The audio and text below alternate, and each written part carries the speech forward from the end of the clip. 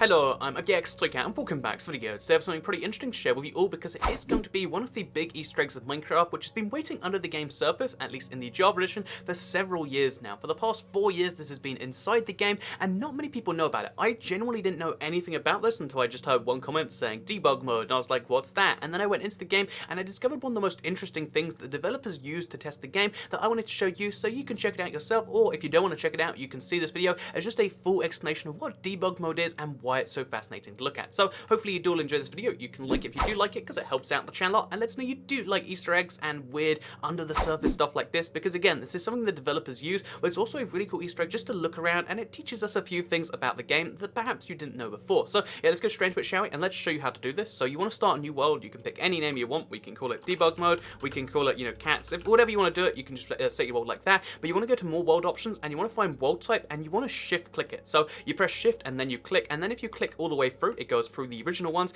and then eventually it ends up in debug mode. So you can see we go through all the regular biomes and then we end up in debug mode, which removes all of your other options and sets your, you know, world type default to spectator. And as you can see, there's nothing we can do besides debug mode and spectator. We can set a seed, but it doesn't change anything. And basically, yeah, this is the little secret, because this is what the developers use to test the game to make sure an update they make or a change they make doesn't break any of the blocks. So basically, debug mode is just it's like sky grid essentially, where everything is placed about, you know, like in the middle of the sky in a perfect grid. Like it's a huge grid of every single block in the game. So, you know, by itself, this is kind of fascinating. Like every single block in Minecraft, that's going to be interesting to look at all at once. How many times have you seen every block all next to each other? Probably not very often, but what gets me, you know, way more excited than that, because again, if we look around here, you can see how like, oh, and there's the wall and stuff. You can see how for the most part, it's in some form of order, the order of the block IDs, I'm not mistaken, but it means that you see the very newest blocks over here, and you can see how like, oh, it looks like there's room for some more over here. You can kind of see how it's all in rough order. By the way, these blocks don't appear till you like literally look at them for some reason. Not sure why that is. I think it's like a weird bug thing. But basically, yeah, you can see how like this is every single block added to Minecraft. It's almost, not quite, but like almost added in order of the time they were added. And to me, that's just such a fascinating thing to, you know, to view, like all in one place. Every single Minecraft block ever, you know, developed that does exist in the game right now, from every single angle, all at once in the same place. It's just, again, it's beautiful to look at, isn't it? So yeah, this is debug mode, and it's fascinating enough by itself that something like this exists in the game, and it's easy for anyone to get into. All you have to do is accidentally click the shift, and you'll end up in the weirdest world you've ever seen. But the reason they use this, presumably, so debugging is a common thing with developers, and it's a way to test the game without having to play it all the way through, without having to, you know, go through all the effort of getting clay to make bricks, just so you can try out every single brick stair. Instead, this exists so the developers can check and make sure that something they've done doesn't break everything, or a texture pack doesn't break, or, you know, you can test anything you want in Minecraft by using this, because this is every possible block state all at once, all in one place, rather than having to play Minecraft for, you know, think about how many hours you'd have to play to see every single possible angle of every single block. It would just be too ridiculous, so this place exists as a nice alternative to that. So yeah, we can actually go there and click into creative, just so we can see my hand, because it's a bit weird when you can't see the Toycat hand in the video, right? And let's talk a little bit about what we can tell from looking at this, because again, although it's fascinating enough to just be like, wow, look, I'm floating on some blocks in the sky, there's also a few more things about this that are notable to me. So the first one is, of course, the fact that you can see the piston and the piston handle are actually separate blocks. This is something modders have known for a while, but it means, you know, the way the game handles it is the piston head, you know, this thing right here, is actually separated from the rest of the piston block, and it means that you can actually see, like, this is every state of the piston block you can get, and it means that if you mod the game, or if you, again, it's something you can see easily when you mod the game, but it's something that exists all the time. There is a way to see, you know, like the piston head is a separate thing, and you can use this as its own little table, again, in mods for the most part, but if the game breaks in a way, you can also use that, and the game is entirely fine with accepting this as a tile that fills a block. So yeah, isn't that kind of cool to look at? Like, isn't the piston head a better table than it is a piston head? A part of me says it is. So yeah, that's one of the fascinating things about this, but the other fascinating thing to me is the fact that you can see there are so many variations of so many blocks. So for instance, water, look at all the variations of water we have, because there's like water that barely fills a block, there's water coming in from different angles.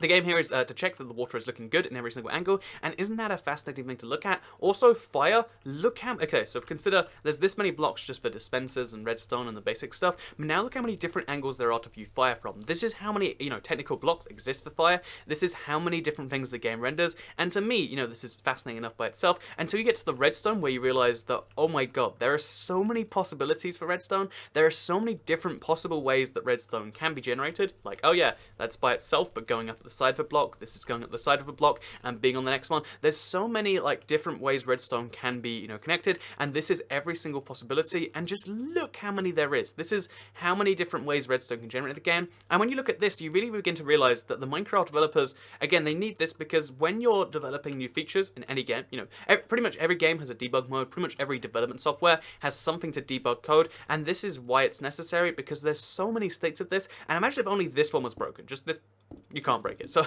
imagine if this block right here was broken, and this didn't exist anymore. Imagine how, like, you wouldn't be able to see that for the longest time, but one guy would have his redstone builds broken. Well, this is a good way to prevent that, because, if this block breaks, you can look along and you can be like, wait a minute, there's one of these missing. Which one is missing? Oh, it's the redstone dust from over there. Same is true for pretty much any of these other blocks. As you can see, different parts of doors, top halves of door, bottom half of doors, levers placed on the sides of stuff, levers placed on the other side of stuff. It's really weird, and it's really, again, quite a fascinating thing to see, just all these different angles you can see for stuff. So pressing that button, I think, did actually break it. Right, gave me a button at the very least. Like, no matter how much you break stuff, it doesn't give you another one. But yeah, you can see how that's true for the buttons over here. You can see how the mushrooms, they do actually, when we get all those technical new blocks, they do actually count them all as technical different blocks in the game itself. We can see that. We can see so many things from this technical, from this debug mode, and to me, it's just one of the most fascinating things that has existed in the game for all this time. Again, since 1.8 on the PC, which you might think, oh, that's only 4 updates ago, but that's almost 4 years ago, that all of this stuff has been in the game and kind of just laying dormant. Like, again, most people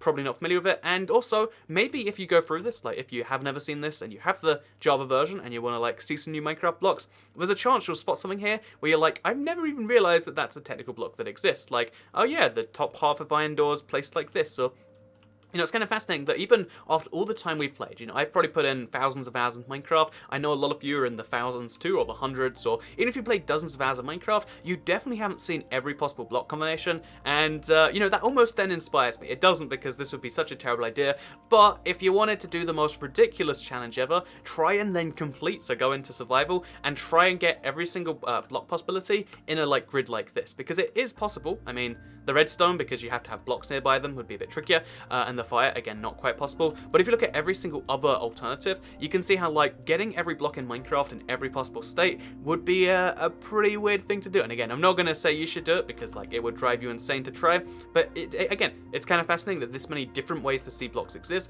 and you probably haven't seen every single block from every single angle before, so maybe you should try this out as a way to do that, or maybe you should just consider this the most ridiculous challenge ever. Again, I really don't recommend that, but you can do it, and if you ever did succeed, it would be the most manically confusing and impressive thing ever. So yeah, this is debug mode. Recommend you check it out. I just wanted to do a quick video because if you didn't know about it like me, then maybe you're just as shocked by seeing all of this. And yeah, if you didn't, maybe it's common knowledge by amongst other people. I've never heard anyone mention it besides one comment one time. So yeah, here's a fascinating little thing. I hope you all enjoyed the video. Like if you liked it, share if you really liked it, subscribe if you're around here. I hope you all enjoyed this video because it's really fun for me to like find stuff like this and show it to you. Again, that's kind of what this channel is about. Like, here's this fascinating thing in Minecraft I'd love to tell you about, or this mistake I'd love to correct. Like, it's really about like educating Minecraft people in Minecraft, and this is one of the biggest ways to, it's like an Easter egg in the game, and hopefully, you'll learn learning about. So, thank you very much for watching the video. Turn on notifications if you haven't already, because best way to see these videos every day. And I guess I'll see you all next time. So, goodbye.